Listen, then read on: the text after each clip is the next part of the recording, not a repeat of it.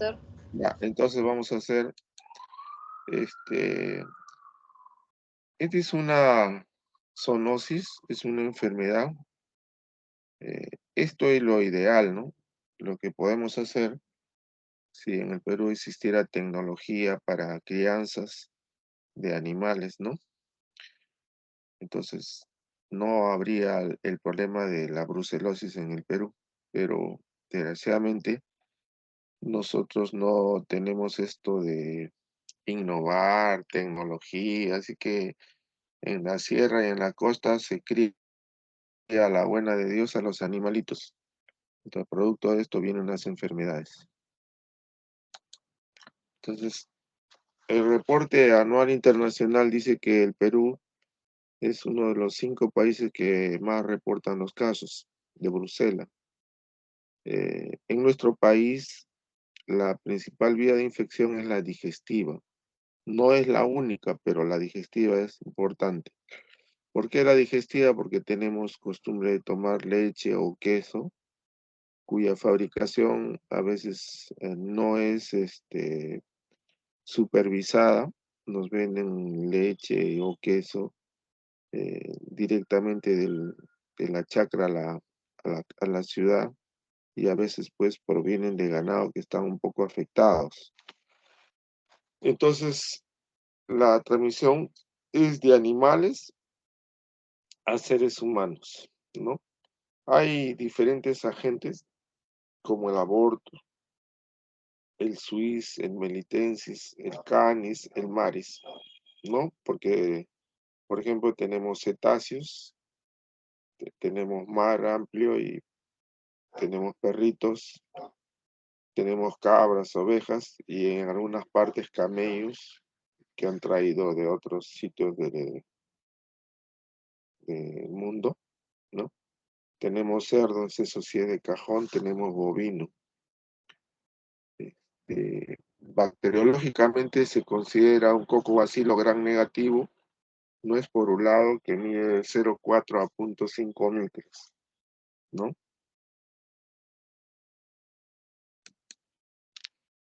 Epidemiológicamente tiene un tiempo de incubación de 10 a 20 días o a veces varias semanas. La transmisión al humano se produce por contacto con carne infectada. Entonces, eso es, por ejemplo, que yo beneficio un, un chivo grande o beneficio para venta en los restaurantes de un cabrito que viene de una mamá infectada, ¿no? Entonces, o los mando a los mataderos para que hay obreros que se encargan de descuartizar estos animalitos y se contaminan, ¿no? O hay veterinarios, granjeros que ayudan al parto de una cabra de valor, ¿no? Hay ingestión de leche no pasteurizada, queso que viene de leche no pasteurizada y fundamentalmente pues es de origen caprino, ¿no? Aunque se habla también del bovis, ¿no?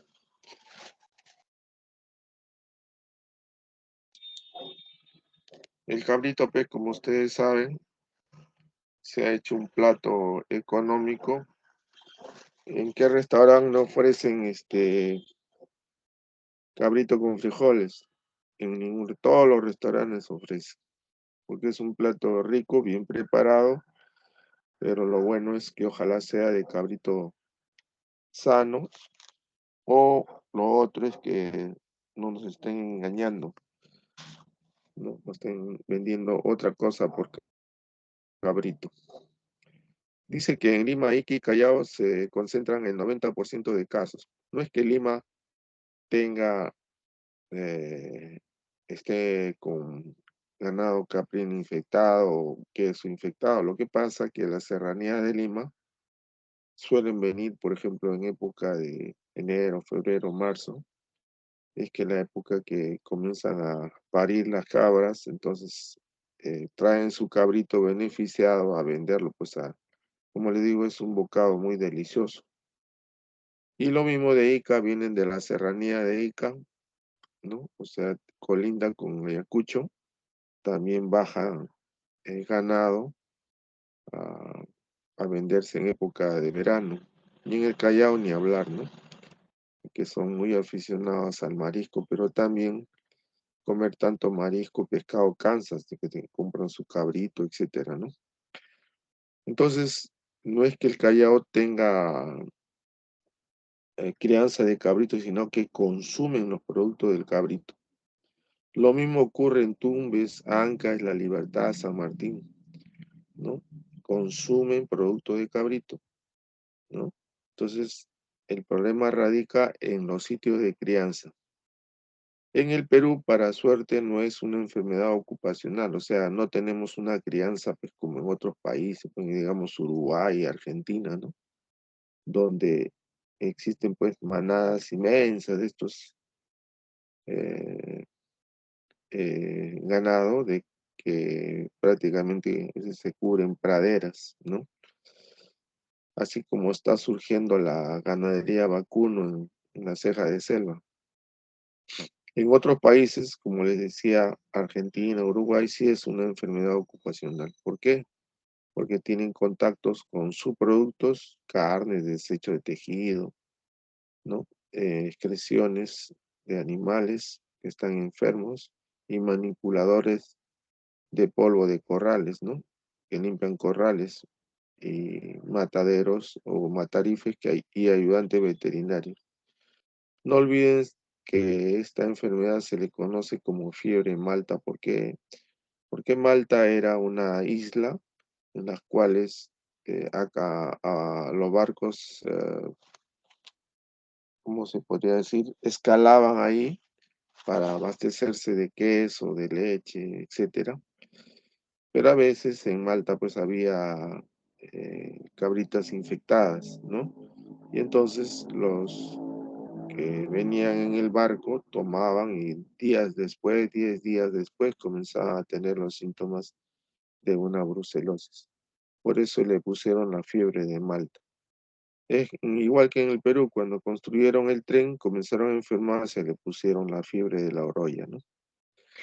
Entonces, por el haber hecho que los que venían en diferentes embarcaciones se enfermaron en Malta y entonces pusieron fiebre de Malta.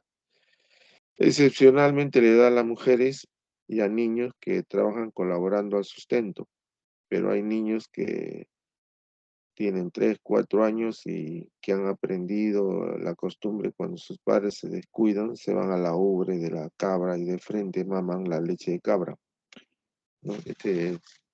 Es, si bien no debe existir, pero es una costumbre de los niños porque los niños tienen hambre, son juguetones, etcétera, ¿no?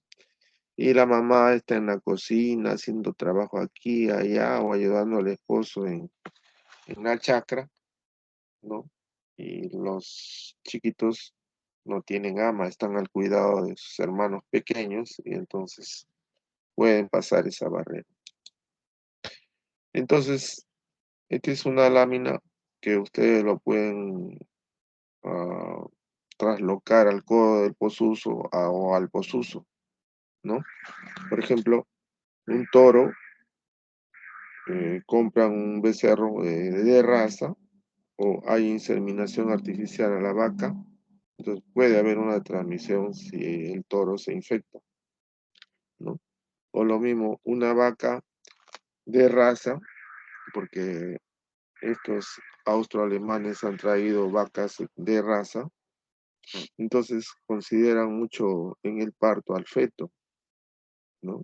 Y para no perder el fetito, ellos mismos atienden el parto, porque por la lejanía a veces no hay veterinarios, aunque allá han comenzado a estudiar algunos hijos de posucinos, del codo de Posuso, ¿no? Hijos que se han cruzado con gente peruana y entonces están siguiendo veterinaria, ¿no? Entonces ya la secreción vaginal tienen cuidado, lo mismo que el feto que nace enfermo, la membrana fetal, lo queman, lo desechan.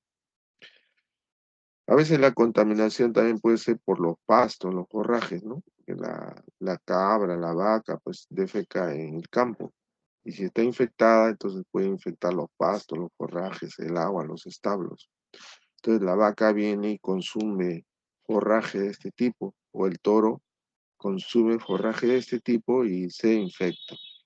Entonces, a través de las secreciones vaginales, el, el que es ganadero, por cuidar que su vaca no le vaya mal en el parto del feto, se infecta. O se come rico, a veces te invitan llegando por allí, por esa zona, te invitan un queso rico o te invitan un,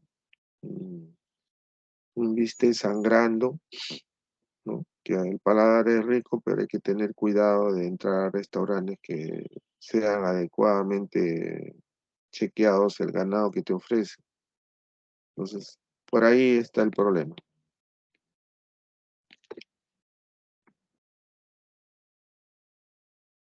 Bien, entonces, en cuanto a la patogenia, tenemos que eh, la melitensis, o sea, las cabras están a la cabeza de infecciones, ¿no? Pero se puede considerar cualquiera de los que están viendo ustedes, ¿no? En la pantalla. Entonces, la leche, la sangre, la placenta, los fetos, la orina, la inhalación pueden afectar al hombre a través del sistema digestivo, a través si un granjero tiene escoriaciones por la piel y toca a un feto, por ahí le viene o si barre la pilca donde guardan al ganado en la noche, inhalan el polvo con un ventarrón que siempre hay, entonces por las mucosas penetra eh, este germen, ¿no? Entonces, lo primero que hacen es los ganglios linfáticos regionales reaccionan, ¿no? Y pasan al conducto torácico y ocurre una bacteremia, ¿no? Comienza a circular esta bacteria por toda la economía. Entonces, hay localizaciones intracelulares porque el hígado tiene macrófagos, el vaso idem, la médula ósea tiene macrófagos, el ganglio linfático tiene macrófagos, el riñón tiene macrófagos, entonces se produce una septicemia, ¿no? Entonces, eh, cuando hay una septicemia seria, produce endotoxinas, hay hipersensibilidad tisular, pueden aparecer lesiones en piel.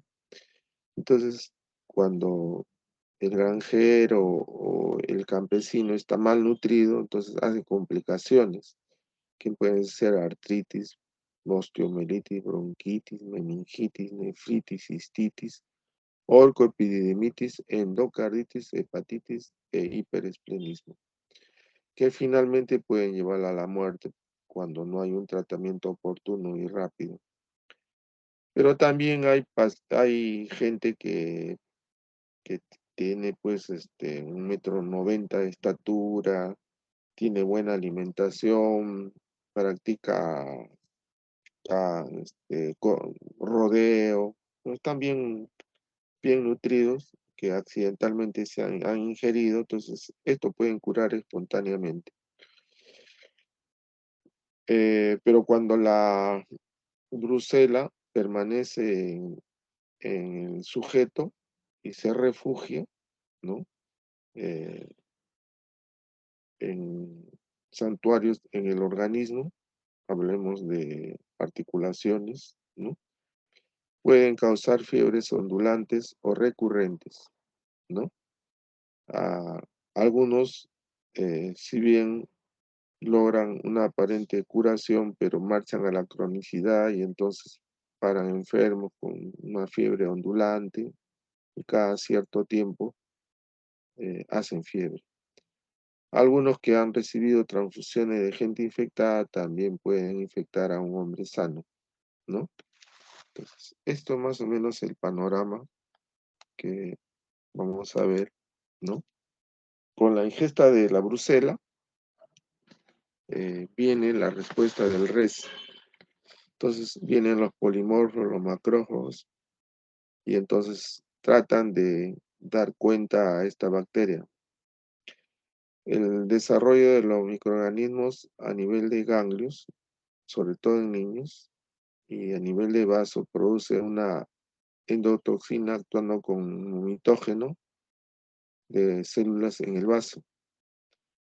El factor de virulencia de la brucela está ligado a un lipopolisacárido que actúa como una coraza y está localizada en su membrana. La brucela abortus se desarrolla en placenta animal, ah, pero en placenta animal porque esta placenta animal tiene una hormona que se llama eritreol, que favorece la reproducción de Brucella abortus y produce granulomas que finalmente hacen que la cabra aborte. En el caso de las mujeres, mujeres humanas no tienen este eritriol, por lo tanto, no es la causa del aborto el desarrollo de esta infección. En Bruselas, melitensis y Swiss suelen tender los pacientes a causar abscesos, de manera que cuando tengan un absceso de rodilla, de cadera, siempre pensar en esta posibilidad siendo la primera tuberculosis. Entonces, ingerida la brucela, el polimorfo se convierte en un fagosoma. Las enzimas lisosomales que pueden verter los polimorfos no pueden realizar o no se puede realizar la esterilización de esta bacteria porque hay el bloqueo de la formación del fagolisosoma. El vaciamiento de las enzimas proteolíticas y peptidocatiónicos por el lisosoma no se realiza debido a que hay una membrana con un polisacárido y la ornitina, lípidos que contienen la pared bacteriana interactúan con la membrana del fagosoma, impidiendo su fusión para que se haga un fagolisosoma.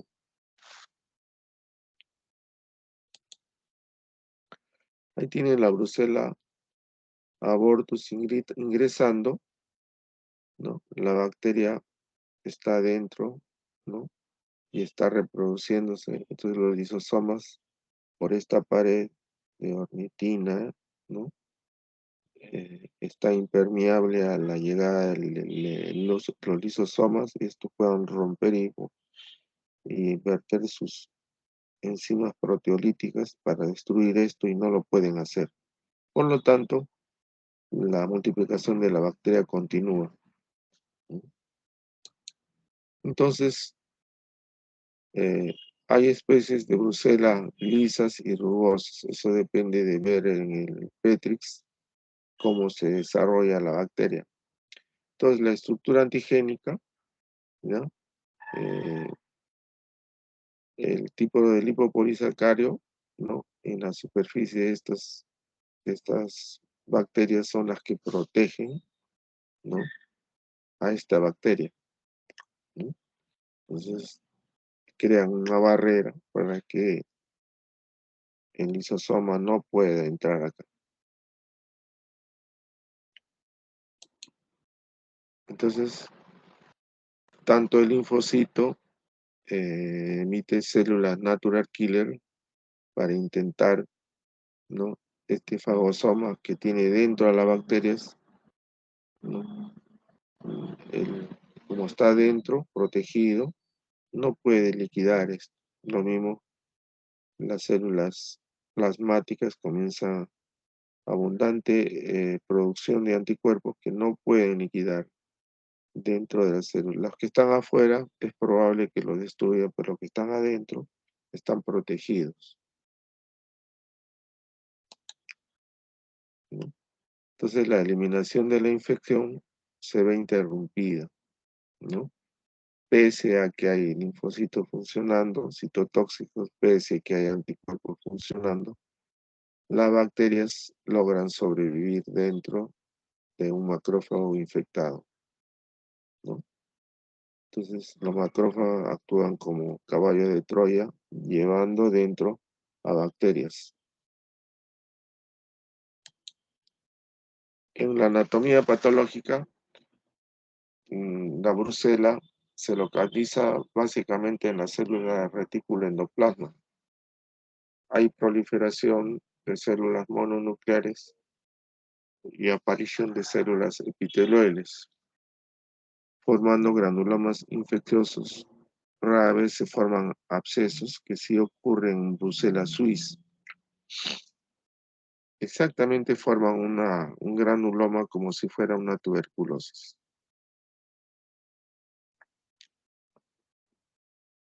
¿no? Por ejemplo, en una biopsia de iris que también se compromete, ¿no? Existe formación de granulomas, ¿no? Aquí tienen como producto que la placenta que alimenta este feto de cabra tiene eritriol y produce una reproducción de bacterias masiva intrauterina que hace que se haga intolerable el crecimiento de este cabrito dentro del útero. Lo mismo ocurre con las cabras, ¿no? Comienzan a tener secreciones raras por su vagina. En el caso de los machos, le crece el testículo y el epidídimo. Y cuando uno hace un corte, encuentra pues zona de granulomas dentro del testículo y el epidídimo.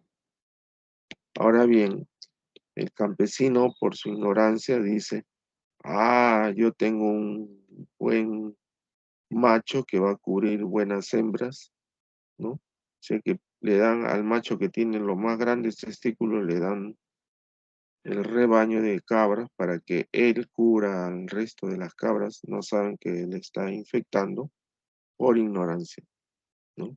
Tradicionalmente ellos creen que tener un testículo grande, como en este caso el chancho, ¿no? Es un buen padrillo. No saben que este chancho va a contagiar a todas las chanchas del corral. Esta es una foto de Cerro Alpino.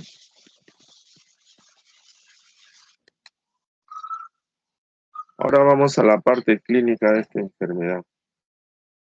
Por solamente didáctica, por didáctica, no es porque sea así en la vida real, se dice que es una enfermedad insidiosa y que se define como brucelosis aguda, aquella que tiene menos de 12 semanas de enfermedad.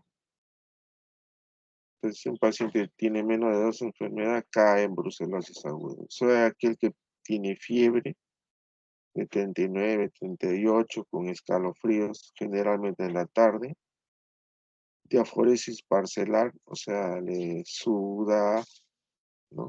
El tórax superior, ¿no? Hay epíxtasis, hay dolor lumbar, tiene cefalea, tiene mialgias.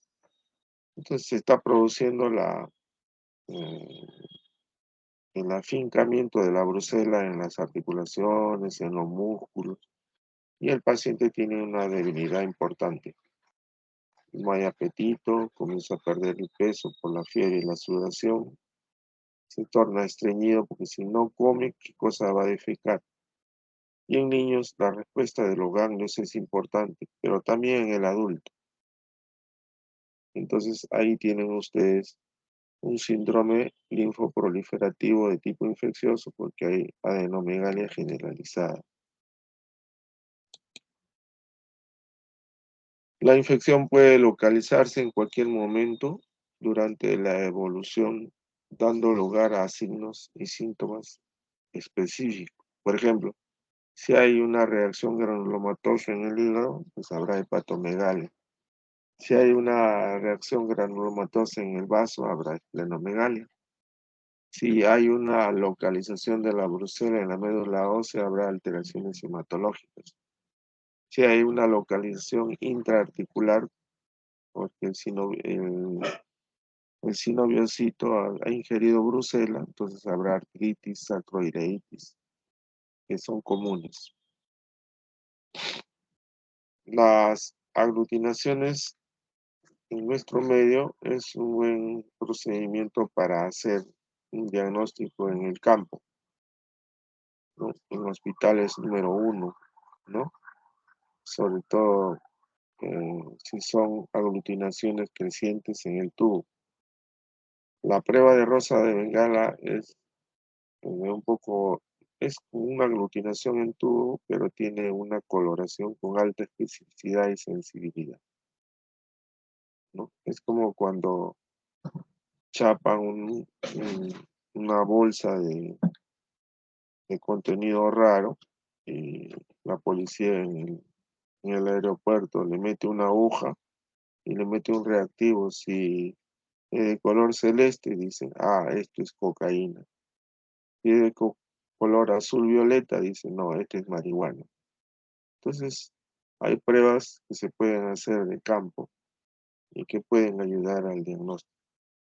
Porque en nuestro país ya ustedes se han dado cuenta que no es tan bello el problema de la salud.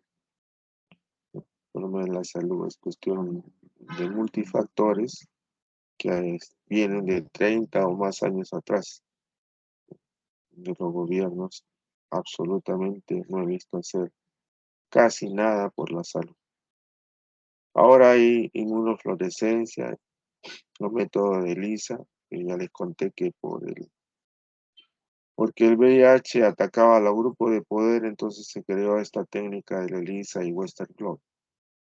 Si no hubiera sido la presencia del SIDA, entonces el ELISA nunca se hubiera desarrollado, lo mismo que la técnica del Western Blot. Pero para nosotros el hemocultivo y el mielocultivo sigue siendo casi determinante, porque la presencia de hemo y mielo, ¿no? Es diagnóstico absoluto.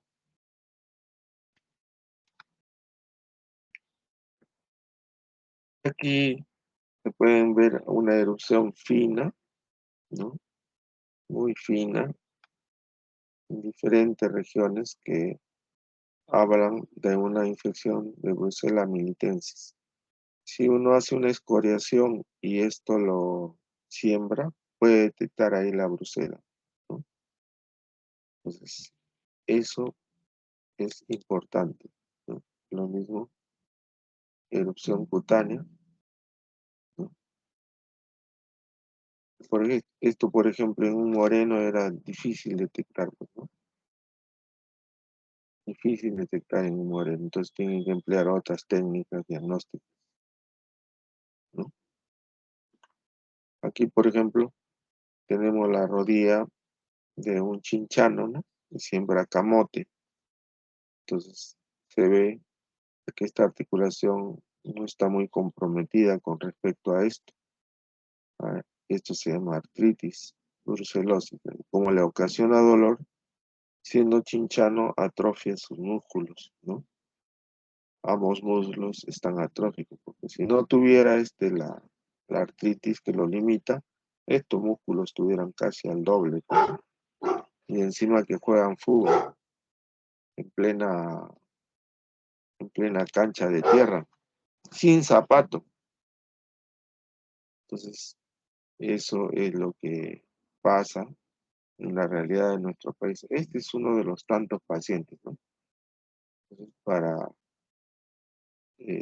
delimitar esta artritis hay una técnica digital, ¿no? Que le llamamos maniobra del cajón. Entonces se entra por acá y se hace una punción articular, se saca el líquido, se siembra y se hace un citoquímico. Y el diagnóstico está hecho.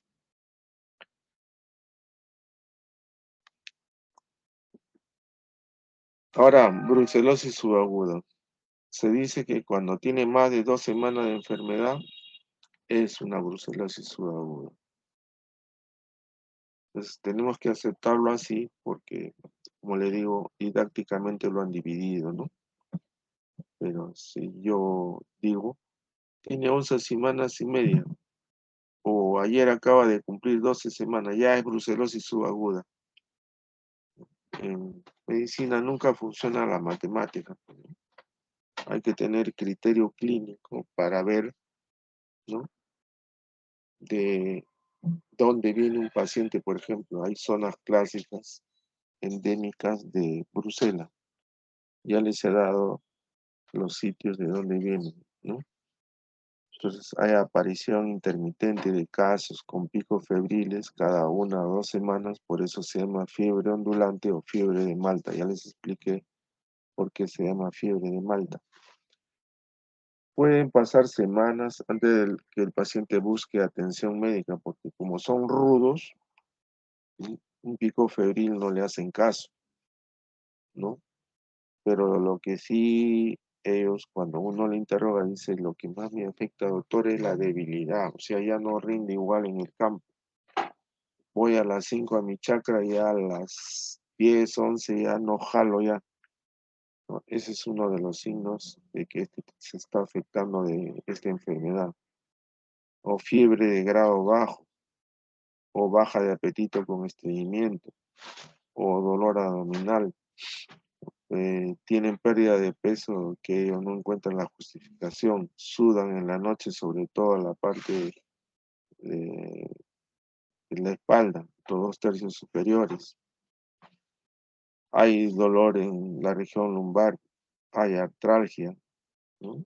Alteraciones de la rodilla, de la cadera, alteraciones hematológicas, daño en la región del hígado por granuloma, ¿no?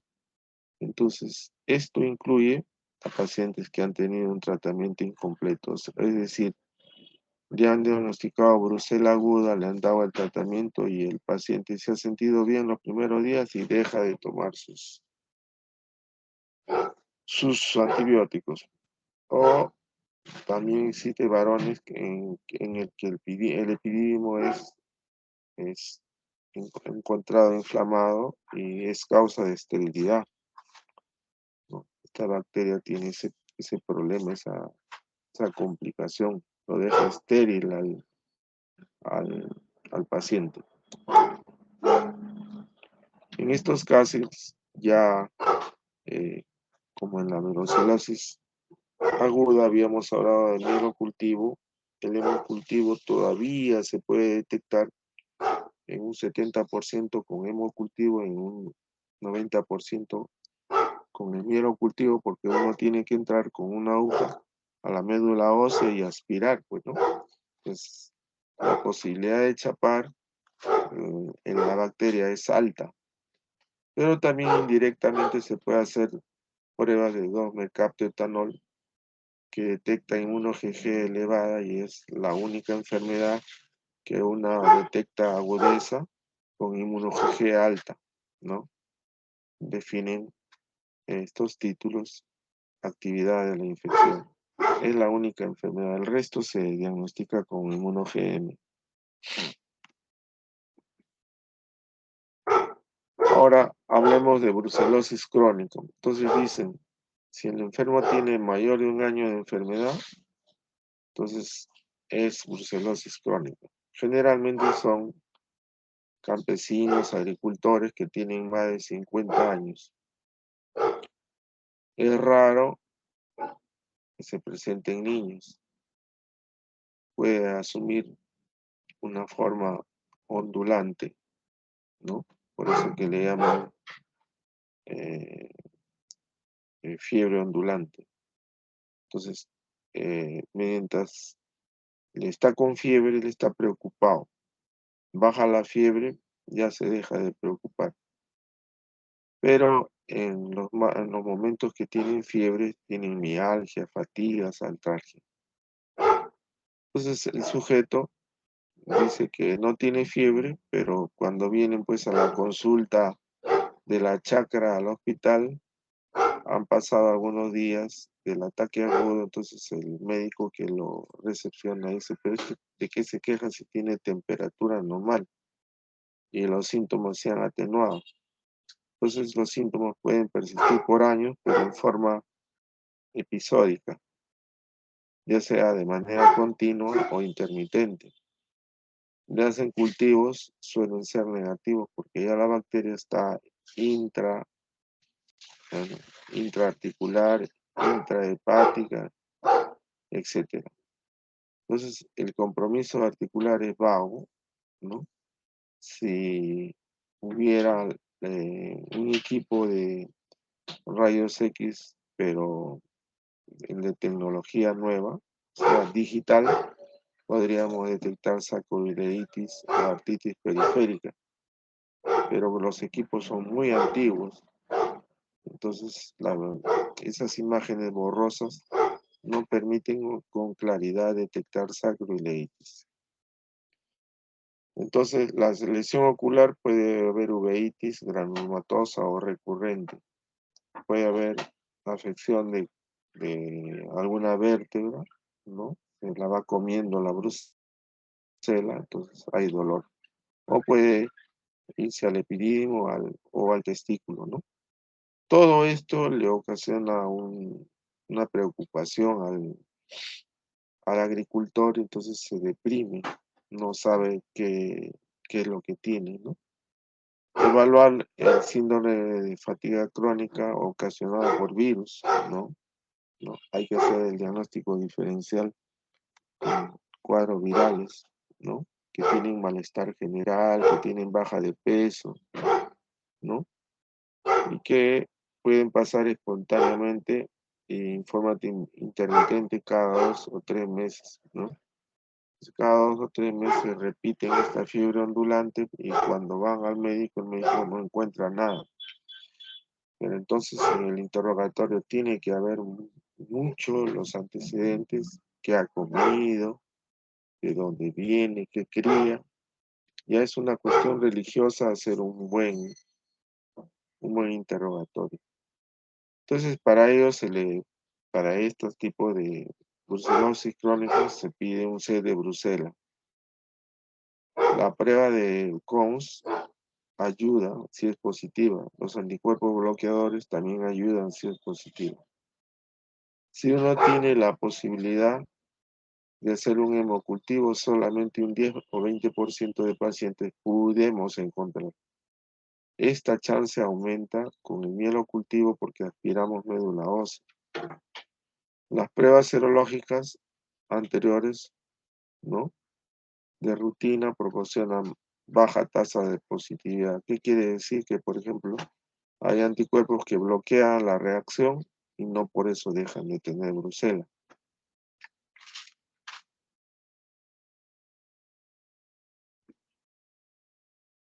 Tienen una iritis, ¿no?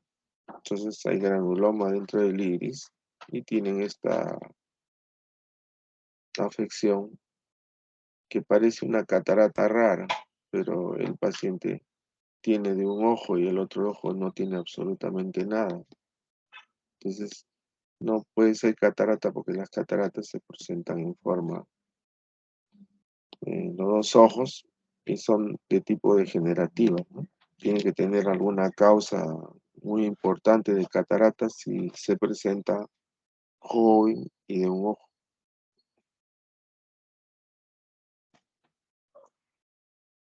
Entonces hay neovascularización de la coroides por brucela, ¿no? Miren lo que está afectando a Brucela. Se le da tratamiento y, y así quedan con este aspecto luego de la curación, ¿no?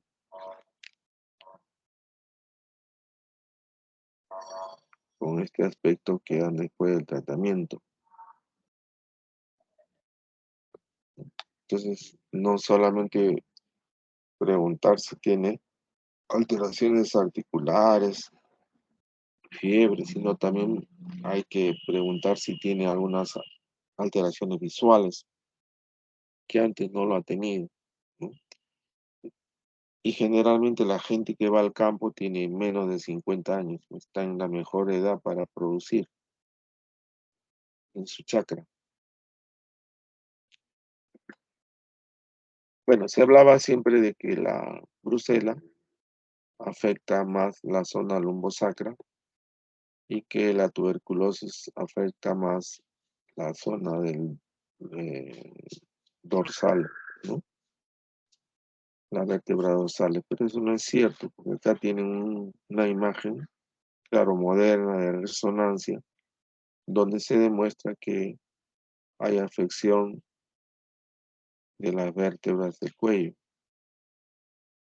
¿no? Entonces, la medicina, como le decía, no es 100% pura como las descripciones que siempre nos han hecho, ¿no? Se puede ver afecciones, y acá también afecciones, con compresión de la región cervical. Tienen otra vista, otro caso, afecciones arriba, afecciones abajo, pero siempre respetando el disco. En cambio, en la tuberculosis el disco es lo primerito que se lleva, ¿no? Bueno, esta es la tecnología que le hablaba antigua, con la que yo aprendí, ¿no? Esta es una placa del 2001. Y como pueden ustedes ver, no les pregunto porque ya sé que ni el 1% me va a contestar. Aquí hay una alteración de la vértebra cervical.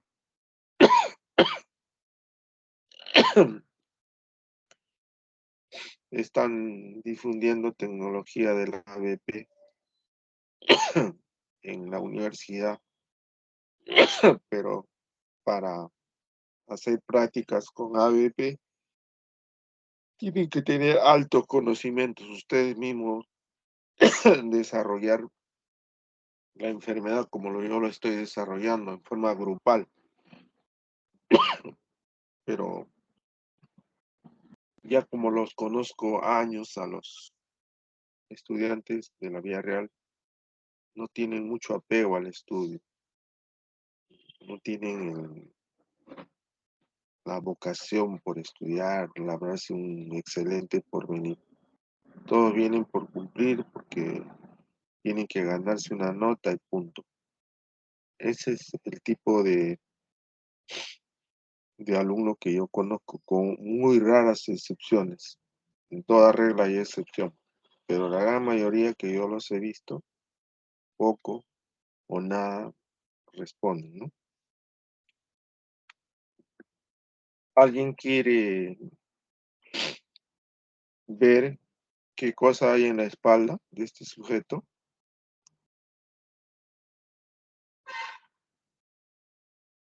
Esto es semiología.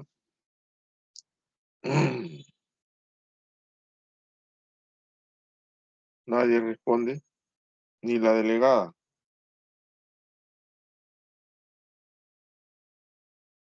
Doctor, hay una escoliosis, me parece. Bueno, no es lo principal, pero siquiera por ahí hay alguien que se atreve a hablar. ¿Hay algún otro?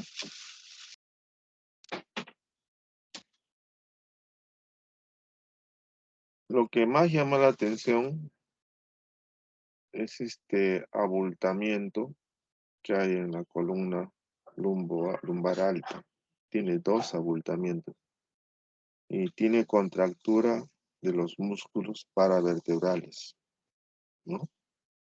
Y acá hay una caída del hombro izquierdo con respecto al derecho. De repente hay una simetría, ¿no? En el sentido de que debe haber alguna alteración mecánica, colapso de alguna vértebra, para que este chico o este señor tenga una simetría, ¿no? Esta es una vista del mismo paciente, pero ya de perfil. ¿Ven algo?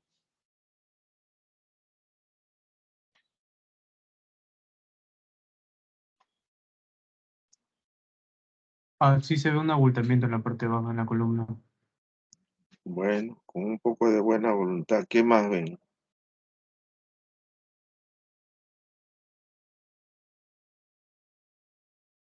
Bueno, que esa reacción muscular de este paciente ha puesto prácticamente como una tabla a la columna, ¿no?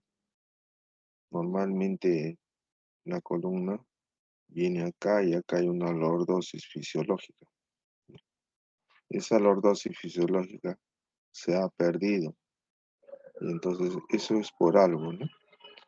Esto está en contractura permanente, ¿no? Aquí ven algo.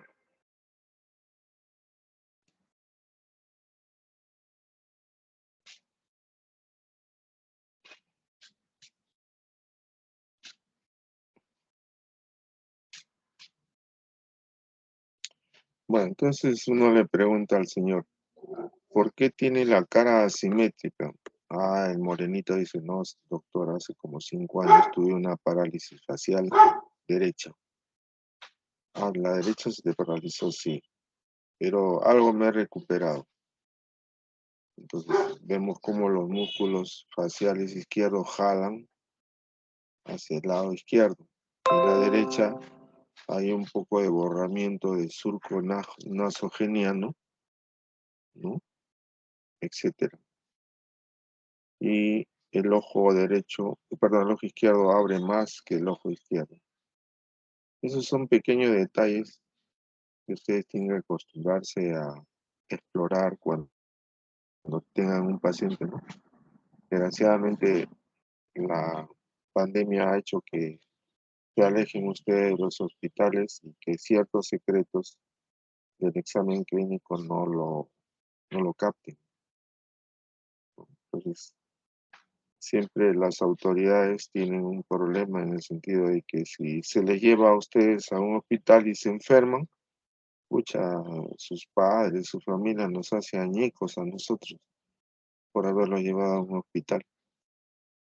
Y cuando sean ustedes médicos, pues el riesgo lo van a correr. ¿Para qué están metidos en medicina? Cada uno sabe si tiene alguna enfermedad de fondo, si es diabético, si tiene padre diabético, si no tiene buena inmunidad, etcétera. Entonces, esas personas, lógicamente, se tienen que cuidar, que tienen factores de alto riesgo. Pero uno se mete a medicina no para curar a la familia enferma, sino por vocación. Aquí pueden ver algo.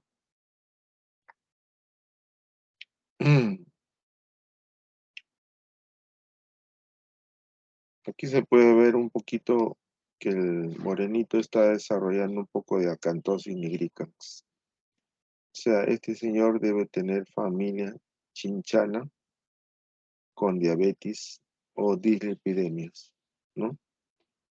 Entonces, eso es, uno tiene que ir aprendiendo que no solo un paciente viene por una enfermedad. Aquí ven algo en las extremidades inferiores.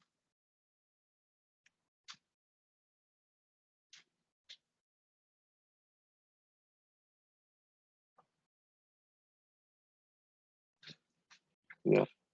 Uno puede inferir de que esta rodilla es un poquito más ancha que acá. O sea, para la parte de adelante debe haber algo, ¿no? También esta bursa está un poquito inflamada, ¿no? Y después hay atrofia de los músculos, como le digo, un chinchano que tenga este tipo de músculos todo chorreado y difícil. El chinchano juega fútbol. Ni hablar, tiene unas piernazas que son de raza morena.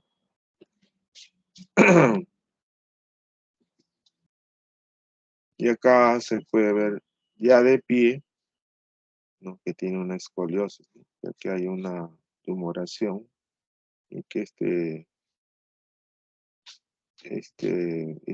alerón del sacro está ligeramente más descendido que el izquierdo, ¿no? Y que obviamente si uno le hace el trazado, entonces tiene una escoliosis con convexidad hacia la derecha. Si uno le hace el signo de Ramón, o sea, percutir los músculos paravertebrales, es positivo. Si uno le hace el signo del dandy acá, mete el dedo y se ve que esto está doloroso. Lo mismo acá, se puede ver que esta rodilla está más comprometida que la otra, ¿no? Claro, el morocho de por sí tiene carácter alegre, ¿no? Entonces, de eso nos valemos nosotros para poder tomar las tomas que ustedes han visto. Él está alegre con contribuir a la ciencia, pero no siempre todos los pacientes son así, ¿no? Sobre todo hay gente de Costeña, del Callao, de Coma, de Caraballo, que son gente bien agresiva, ¿no? La gente de Puno, ¿no? Son bien agresivos, entonces uno tiene que tener mucho cuidado a quien usa como un paciente modelo, ¿no? Entonces, para hacer un resumen de la clase, entonces uno dice, antecedentes de exposición, trabajo en el campo, crío ganado vacuno, ovino, caprino. Tomo leche, sí, tomo leche porque mi ganado produce leche. Come queso, sí, yo me preparo los quesos con mi mano, tengo de, moldes de madera o moldes que yo hago y que los tapo con hojitas especiales, ¿no? Para que le den sabor. O soy cabrero, soy ganadero, o soy ovejero, soy veterinario, soy técnico. Entonces, epidemiológicamente le dan una información. En cuanto a la parte clínica de los resaltantes, dice que es una enfermedad que insidiosamente se le ha presentado, que siendo campesino tiene fatiga, cosa que él nunca la tenía, inclusive no responde su fatiga a la coquita, ¿no? Están chachando coca, pero igual sienten fatiga, porque la coca es una costumbre ancestral en nuestro país, ¿no? Disminuye la fatiga para poder laborar bien el campo. Manualmente, ya les he dicho que no hay tecnología en nuestros campos. Dolor de cabeza, artralgias, anorexia, diaforesis, irritabilidad, son cosas que no deben hacer parar la oreja. Y la fiebre intermitente, especialmente de noche, que se vuelve ondulante y crónica, peor todavía nos hace parar la oreja. Entonces, no catalogar a un enfermo de depresivo o neurótico cuando usted no le encuentre muchos síntomas, ¿no? Entonces, si tiene antecedentes epidemiológicos y tiene algún signo clínico, ¿no? Como linfadenopatía cervical, axilar, hepatoesplenomegalia, recurrir al laboratorio. Entonces, si estamos en etapa aguda, punzar, si tiene cefalea, el líquido cefalorraquídeo, y ahí lo encontramos a la brucela, ¿no? O en la orina, o hacer mielocultivo en la médula ósea, ¿no? Y le hacemos un hemograma, o tiene respuesta linfocitaria importante, o tiene linfopenia, ¿no? El mielocultivo, cuando ustedes hagan una orden de mielocultivo, tienen que decir, mielocultivo quiero que lo lean a los 21 días. ¿Por qué? Porque esta bacteria crece con lentitud. Y si ustedes no avisan al laboratorio de que quieren un hemocultivo de 21 días, al cuarto día, si no crece nada, están desechando ese cultivo. Entonces pierden oportunidad de detectar la bacteria. El C de Bruselas, con las aglutinaciones a la cabeza, apoyan el diagnóstico, ¿no? Sobre todo si a la otra semana ustedes dicen, las aglutinaciones están en 1/200, sobre 240. Entonces, ese aumento de aglutinaciones está diciendo que el paciente está activo, están aumentando los anticuerpos. Aquí tienen otra vista de la tecnología cuando yo estudié, ¿no? Se comen el, la- el cuerpo de la vértebra anterosuperior o anteroinferior. Y esto se conoce como signo de Pons. Aquí pues tienen, ¿no? El ángulo anterosuperior, ¿no? carcomido. Acá tienen otra placa donde claramente ven que está carcomiéndose como una carie dental, ¿no? Este ángulo antero-superior. Antero-superior. Son signos que los antiguos lo han descrito, pero que se cumplen. Por ejemplo, si yo tengo una radiografía digital, esta cadera izquierda está aparente normal, pero esta cadera está inflamada. Como es del sacro y el ilium, se llama sacroileítico, ¿no? Sacroileitis brucelosis. Mismo acá, una toma de aproximación, se ve que hay reacción osteocondral en esta articulación. Luego de curar, estos pacientes desarrollan estos osteofitos, ¿no? Que parecen nariz de guacamayo. Acá también se ven osteofitos que parecen nariz de guacamayo. Se ve el signo de Pons. Acá hay una rara lesión que agarra la parte media del cuerpo vertebral, pero respetando el disco.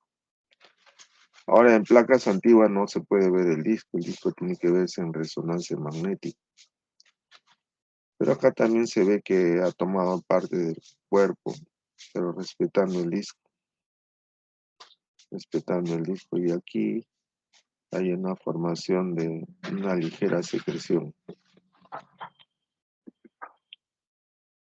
¿no? Una secreción que algunas veces baja, ¿no? Simulando un mal de pot, ¿no? Simulando un mal de pot. Mire, esta vértebra está bien afectada, pero el disco lo respeta, ¿no? Acá también están afectadas las vértebras y acá hay una ligera secreción, ¿no? Simulan un mal de pot.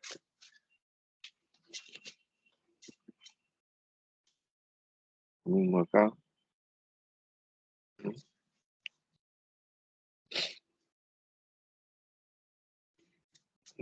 Y está viendo secreción por delante de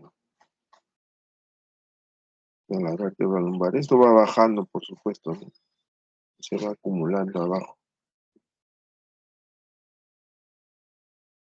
Hay lesiones, conserva su disco, pero ya empieza a fastidiar el canal, ¿no?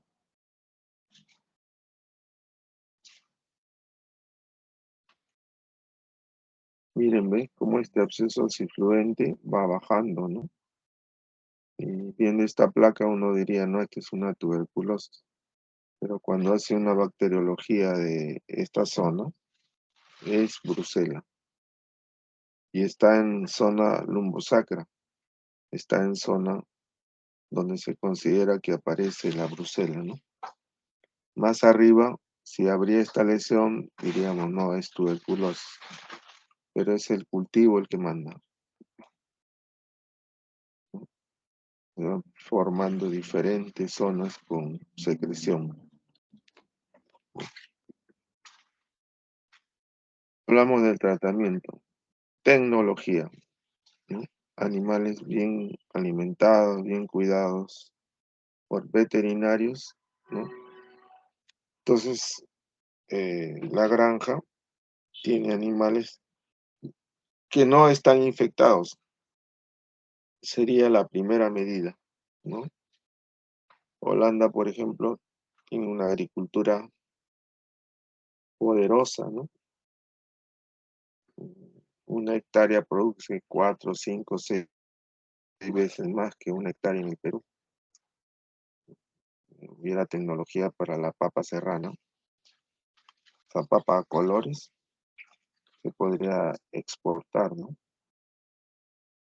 Entonces, habría ingresos para el campesino. Pero en nuestro país, todas las autoridades que ingresan, ahora incluyendo a los de abajo, ingresan más que con actividades delictivas, quieren salir de la pobreza en que siempre se han desarrollado, quieren hacer plata en 5 años. Entonces, ese es el gran problema de este país, ¿no? No estamos formados educativamente ni tecnológicamente. Está haciendo un esfuerzo por crearse un ministerio de tecnología y desarrollo, pero están habiendo trabas para que se desarrolle eso, porque eso no le conviene a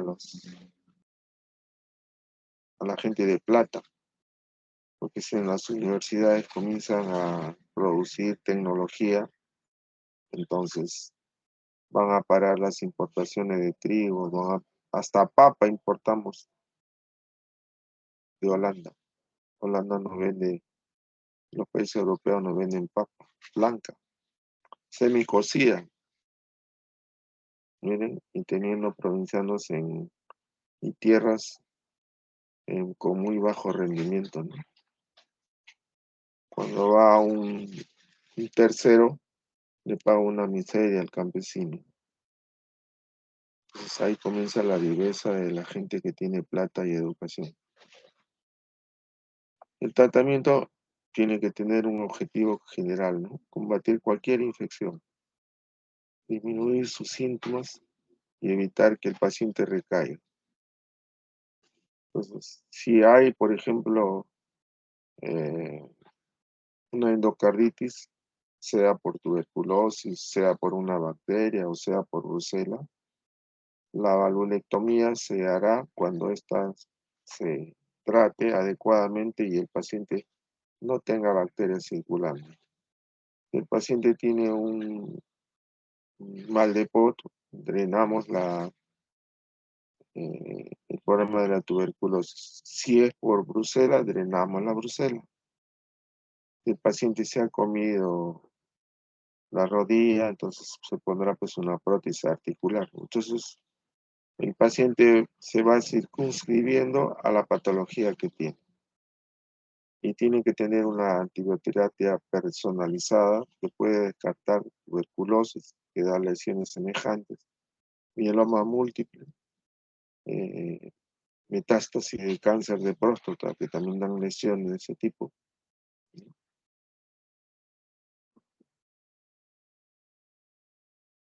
Por ningún motivo se recomienda el uso de un solo fármaco, porque las tasas de recaída que se han visto llegan al 50% si no completa el tratamiento.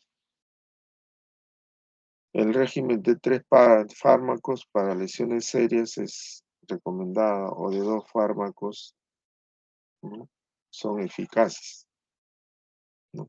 Es recomendable hacer antibiograma. Con el advenimiento de modernos antibióticos, rara vez ahora es fatal. La tasa de letalidad llega a menos del 2% y es causada por endocarditis o meningitis, que son enfermedades serias y que se producen pues, cuando el sujeto no tiene muy buena inmunidad. Los antibióticos que se emplean deben ser antibióticos que tengan acción intracelular.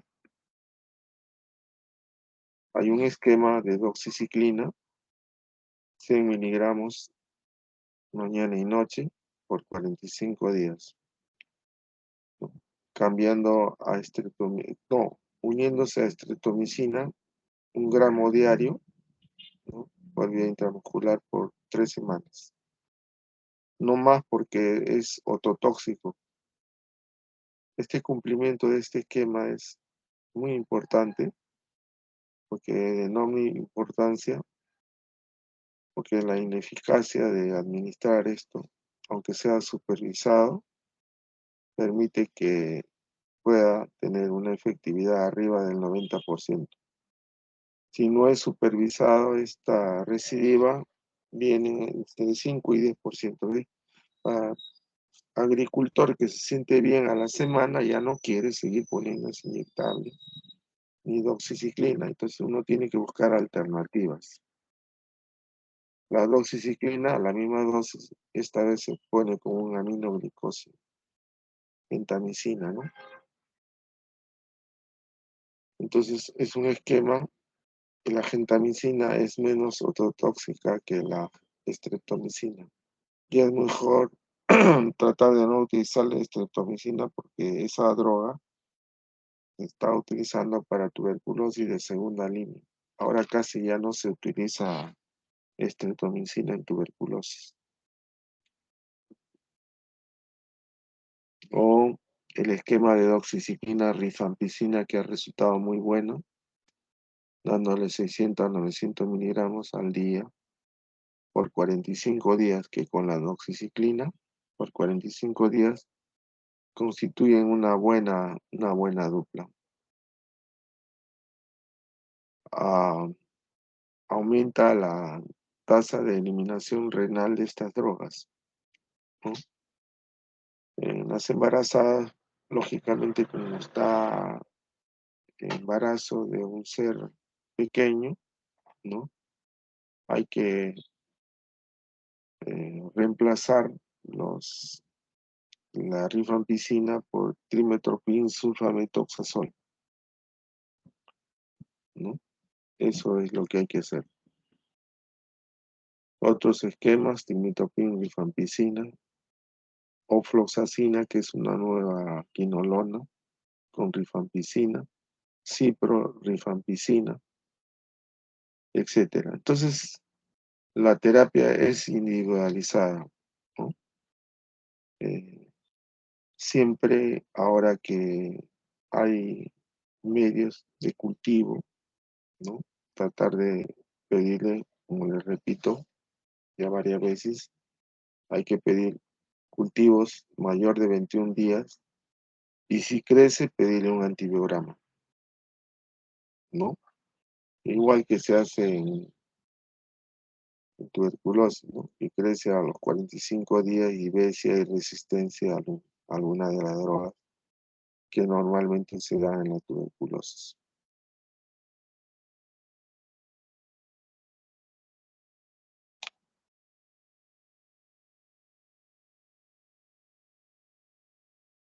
Entonces la prevención es la limpieza, la higiene, la tecnología, ¿no?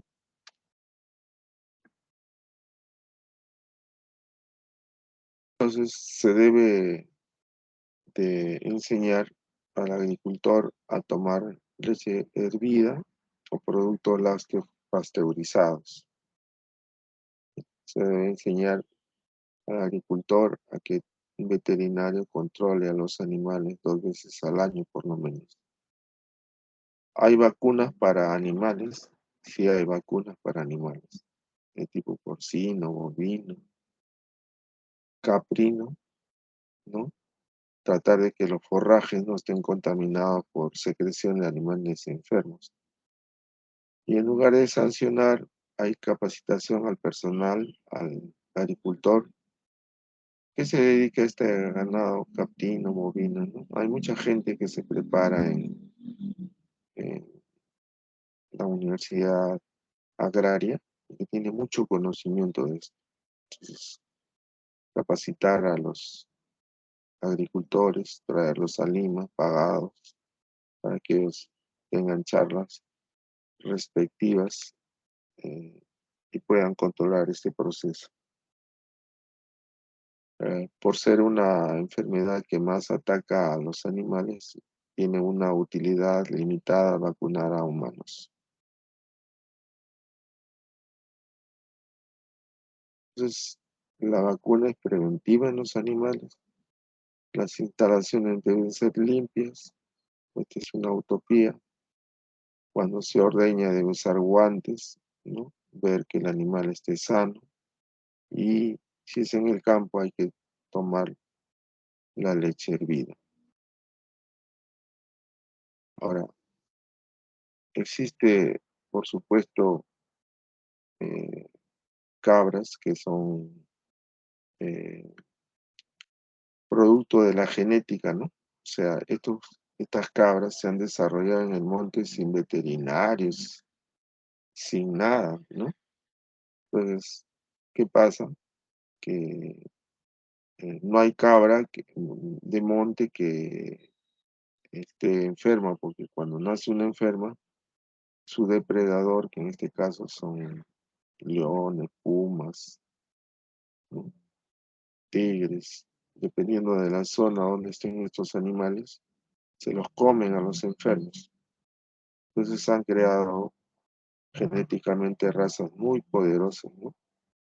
Y normalmente así como traemos el cebú, podemos traer raza mejorada de cabras en cuanto a leche, en cuanto a carne, y desarrollar la industria ya que nos gusta el cabrito, seco de cabrito, sobre todo en el norte, desarrollar pues estas industrias de crianza asertiva.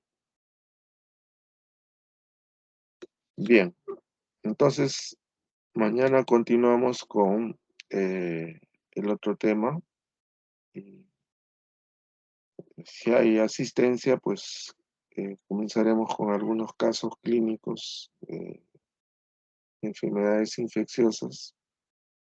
A ver, vamos a intentar desarrollar el ABP a ver cómo están preparados ustedes. Por lo menos un caso en 2 sesiones, cuando lo normal debe ser en 3 sesiones un caso, pero yo voy a actuar como moderador a ver si lo logramos, ¿no? Pero repito, ya lo intenté con la otra promoción y la preparación que ustedes tienen es muy, pero muy baja, que prácticamente uno presenta un caso, una lámina, nadie interviene, nadie discute. ¿Por qué? Porque hay falta de conocimiento. Entonces, el profesor tiene que comprender que no se puede sacar, como le llamo, peros al olmo, ¿no? No tiene que comprender que tiene limitaciones, entonces por eso es que yo describo las enfermedades. Aprovecho de las láminas para describir el caso clínico, etcétera. Entonces, eh, la exigencia seguramente va a regresar cuando regresen ustedes a los hospitales. Mientras tanto, serán médicos virtuales y cuando yo he ido, por ejemplo, en mi hospital mismo han contratado mucha gente graduada con el virtualismo, ¿no? Por ser jóvenes, entre comillas, pero están en la vía expresa porque no saben hacer ni un procedimiento, ni una historia, por lo tanto da pena, ¿no? Y es que en la pandemia se ha utilizado como una manera de sacar a gente importante con experiencia para poner a gente joven recomendada, ¿no? Entonces, eh, ojalá esto se arregle, ojalá por el bien del Hospital 9 de Mayo, por el bien de los hospitales. ¿Y con qué finalidad entran gente de otras universidades? Para agarrarse el campo clínico, para agarrarse las salas. Eso no ven las universidades, ¿no? Eso no ven las universidades públicas que por ley tienen derecho a hacer sus prácticas, tienen derecho a hacer sus actividades en hospitales públicos. Las universidades privadas, por el hecho de no pagar impuestos, tienen que hacer hospitales docentes, pues. Tienen que crear sus hospitales docentes, porque ellos no pagan impuestos. Todo lo que ganan, si un alumno paga 2.000, 3.000 soles mensuales, es una buena cantidad la que gana. Entonces, pero no solamente es en el programa de medicina, sino enfermería, obstetricia. En realidad son máscaras, ¿no? O cáscaras de universidad, cuya eh, razón de ser es lucrar. Ya se tiraron abajo el SUNEDU, que controlaba el rendimiento de las universidades. Y entonces, tirándose abajo a los organismos de control, vamos a volver a las andanzas de siempre, ¿no? Entonces, crearán la Universidad Nacional del Agustino, particular. Universidad Particular del Agustino, y le harán una competencia al Hipólito Unanue. Entonces hay políticas absurdas, ¿no? Cuando el país requiere formar profesionales buenos que tengan cierta relevancia internacional. De no ser así, pues el Perú va a ir